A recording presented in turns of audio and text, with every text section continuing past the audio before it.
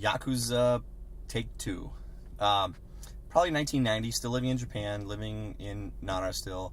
We hung out in Osaka. So after work, me and these two guys would always go to this bar called Pig and Whistle. And there actually happens to be one in Hollywood as well. But it was the main hangout for us gaijin, right? Us foreigners. And we used to love taking our students there because I was an English teacher and they would love to go there.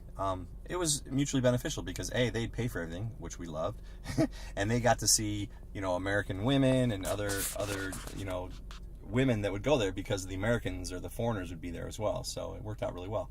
Well, one night, me and these two guys go upstairs and it's really crowded. It was always pretty crowded, but we could always make our way to the back and, we had other friends that would hang out there and save a place for us, whatever. But this night it was exceptionally crowded and we kind of squeezed our way to the back. And as we got through, it kind of opened up in this clearing, and then there was nobody around. And I looked up, and there was this. I swear, this guy was 400 pounds.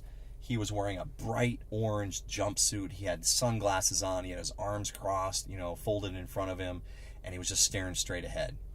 And first thing I thought was he must be a professional wrestler in town or something like that, and being from Iowa, young and dumb, naive, whatever, hey, I'll walk right up to him and say, how you doing?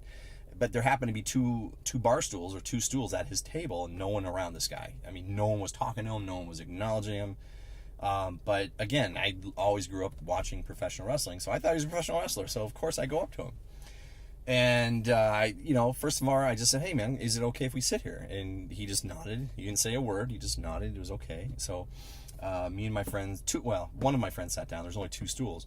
And the other friend was standing next to this guy, and he got bumped, and he bumped the table, and he spilled this guy's drink. And we all kind of looked at each other like, oh my God, this guy's going to kill us. What is going on here?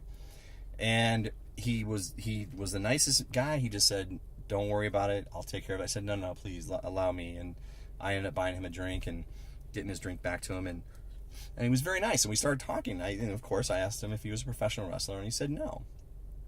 And then a few more drinks, and he started to loosen up, and I couldn't tell you how many drinks later, but he finally was very open about who he was. And it turns out, and this is what he told me, and I have to take his word for it, but he told me that he was with the French Foreign Legion. He was originally from Portugal, ran away and joined the French Foreign Legion, and then he went AWOL from there. So he actually went missing from his command, made his way over to Japan, and ended up somehow meeting and marrying the daughter of the number 2 in charge Yakuza in Osaka. And he was a demolitions expert, so he had some skills. And, and I was fascinated. Here I am, just this young kid from a small town in Iowa. And so I'm asking all these questions, hey, can I be in the Yakuza too? I mean, because I was, 6'1", almost 6'2", 230, 220 pounds, muscle, big guy. And he's like laughing at me. He's like, he goes, I'm married to the daughter. No one's going to mess with me. He goes, you would cause too much trouble. All these young guys, these little guys would make a name for themselves, so they'd always challenge you to fights. He goes, you'd be more trouble than you're worth. There's no way anybody's going to take you on. Not like I wanted to be a gangster anyways, but I thought it'd be kind of cool if this guy could do it. But, so I said, I asked him, he's stationed in Osaka. Why did he come to Pig and Whistle? I'd never seen him before. And it turns out he just said, listen, I can't really tell you what's going on, but read the paper tomorrow. I said, well, okay. And we were drinking some more, and then he says, hey, did you guys happen to notice a white Rolls Royce that was parked out front?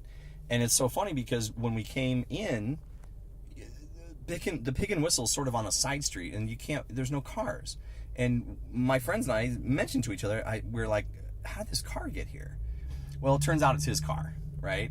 And he's like, hey, I've got a few hours to kill before I have to go on to Kobe. No pun intended. But he had a few extra hours, so he invited us into his Rolls Royce to drink with him.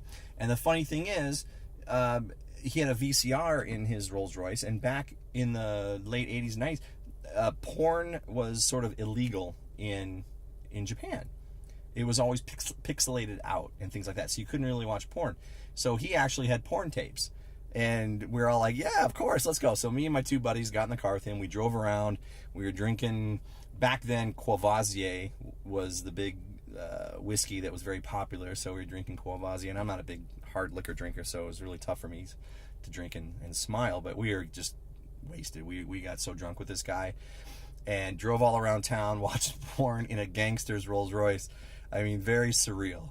So then he drops us back off at the Pig and Whistle.